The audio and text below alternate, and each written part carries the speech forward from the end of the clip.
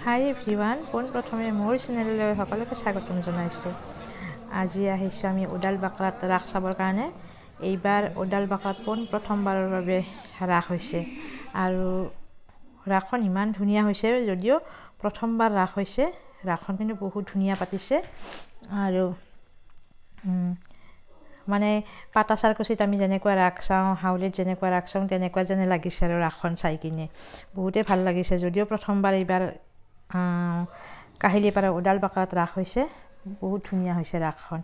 আমি আজি আহিছোঁ ইয়াতে উডাল বাকলাত ৰাস চাবৰ কাৰণে। ইয়াতে ধুনীয়াকৈ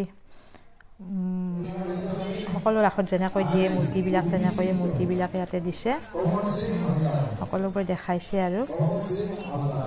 আৰু জাগাটো যেতিয়া ডাঙৰ, বহুত ধুনীয়াকৈ মানে পাতিছে আৰু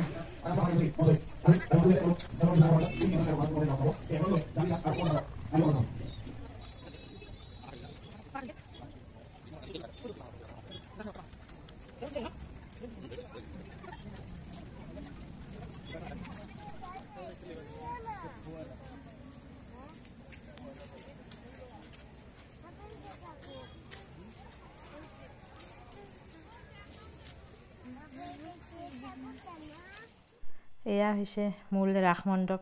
ইয়াতে আমি সেৱা কৰিলোঁ, সেৱা কৰি কিনে প্ৰসাদো খালোঁ, তাৰপিছত নিৰ্মালি ল'লোঁ।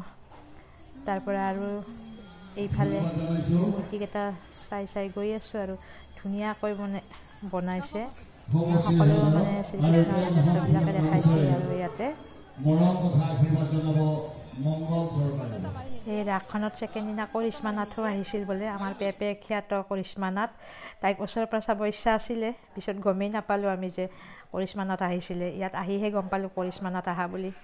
আৰু ইয়াত ধুনীয়াকৈ ৰাধা কৃষ্ণ জুলি আছে আৰু ইয়াত মানে গোটেইখিনি আহিছে আৰু মেলা চেলাও আহিছে। আৰু ইয়াতে ছুপাৰ বাম্পাৰ এই খেলা হৈছে, এই মুৰ্গী চুৰ্গী পায় যে, মানে তেনেকুৱা খেলা হৈছে আৰু মানে গোটেইখিনি আহিছে আৰু মানে আমাৰ লখাত যেনেকৈ আহে সেনেকৈ ইয়াত গোটেইখিনি আহিছে। আৰু ইয়াত চকৰিটোত উঠিলে 100 টকা লাগে।